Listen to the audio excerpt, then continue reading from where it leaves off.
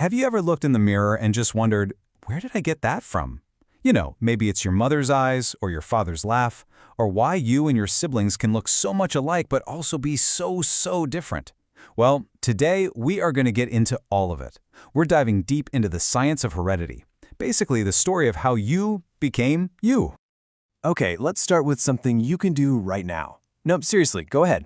Reach up and feel your earlobes. Are they attached directly to the side of your head, or do they kind of hang free? It's a tiny little detail, right? But that simple trait is a perfect example of the thousands of characteristics passed down through your family line, and it's a fantastic place for us to start this whole journey. And that little earlobe thing, it gets right to the heart of this huge puzzle. See, on one hand, we get the basics from our parents. That's why humans have human babies. But on the other hand, we're not just photocopies of them. We're all this unique mix of traits.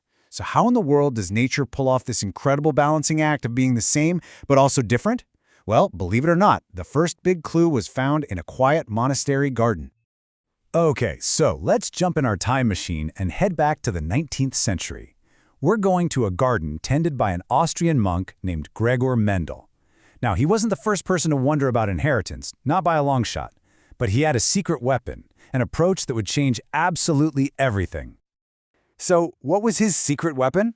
It was math. Seriously, that was the game changer. See, everyone else before him was just kind of looking and describing what they saw, but Mendel, he counted. He was incredibly meticulous about it. He tracked specific traits in his pea plants, like height or seed color, and he did it for generation after generation. By doing that, he turned a fuzzy biological mystery into a numbers game, a puzzle he could actually solve. So let's walk through his most famous experiment, because this is where it gets really cool. First, he takes a pure tall pea plant and crosses it with a pure short one. Now, you might think you'd get a bunch of medium-sized plants, right? Nope. Every single one of the offspring was tall. It was like the short trait just, poof, vanished into thin air. But Mendel was a patient guy. He didn't stop there. He let those new tall plants self-pollinate, and in the next generation, something incredible happened. The short trait was back. And here is the kicker. It wasn't just a random smattering of short plants. Oh no. A very specific, predictable ratio emerged. Exactly 1/4 of the plants in that second generation were short. 1 out of every 4. That's not a coincidence. That is a pattern. And for a guy like Mendel, that was the powerful clue he'd been looking for. This predictable pattern, this 1 in 4 number, led Mendel to this absolutely brilliant conclusion. He proposed that for each trait, an organism gets 2 factors, what we now call genes, 1 from each parent. Some traits, like being tall, are dominant. You only need 1 copy of the tall factor to be tall.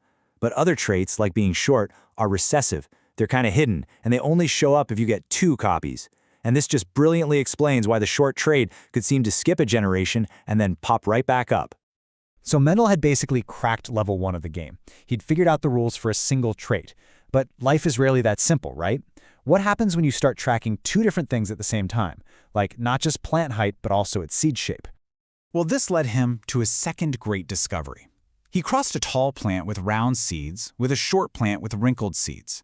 And he found that these traits don't stick together. They're not a package deal. Inheriting the tall trait had absolutely no effect on whether the plant would end up with round or wrinkled seeds. They're inherited totally independently of each other. And this is where the real magic of variation happens. Because when you cross parents with different combos of traits, let's say round yellow seeds with wrinkled green seeds, the traits can be reshuffled. You can get brand new combinations in the offspring that neither parent had, like round green seeds or wrinkled yellow seeds. This independent assortment is basically the engine that creates the incredible variety of life we see all around us. It's like nature is constantly shuffling the deck. So Mendel figured out the rules of the game, but he had no idea how it all worked on a molecular level. For that, we need to zoom way in. We need to go from the garden to the cell itself and talk about DNA. So how do Mendel's factors actually create a trait we can see? Well, you can think of it as a 4-step chain of command. Your DNA is the master blueprint. A specific section of that blueprint, a gene, gives the instructions to build one specific protein. That protein then goes out and does a job. Maybe it's an enzyme that helps the plant grow taller. And the final result of that protein's action is the physical trait we see, like a tall plant. It's a direct line from the code to the characteristic. And where are these genes located? They're not just one giant long string of code. The The DNA is neatly packaged into separate structures that we call chromosomes. And what's absolutely critical for organisms like us is that every cell has 2 copies of each chromosome, one you got from your mother and one you got from your father. This is the physical basis for what Mendel figured out. You get one complete set of instructions from each parent. Okay, enough about pea plants for a minute. Let's bring all these concepts out of the garden and apply them to the human blueprint. How do these exact same fundamental rules play out in us? A perfect example is how our sex is determined. You know, we have 23 pairs of chromosomes. Most of them are perfect matches, but one pair, the sex chromosomes, can be different. Females have a matched pair of 2 X chromosomes. Males, however, have a mismatched pair, one normal-sized X and one much shorter Y chromosome. This leads to a really straightforward rule. A mother has 2 X chromosomes, so she can only ever pass on an X to her child. That's all she has to give. The father, on the other hand, has an X and a Y, so he can pass on either one. This means it's the chromosome from the father that actually determines the sex of the child. If his sperm carries an X, the child is a girl. If it carries a Y, the child is a boy. It's basically a 50-50 chance, decided at that single moment of conception.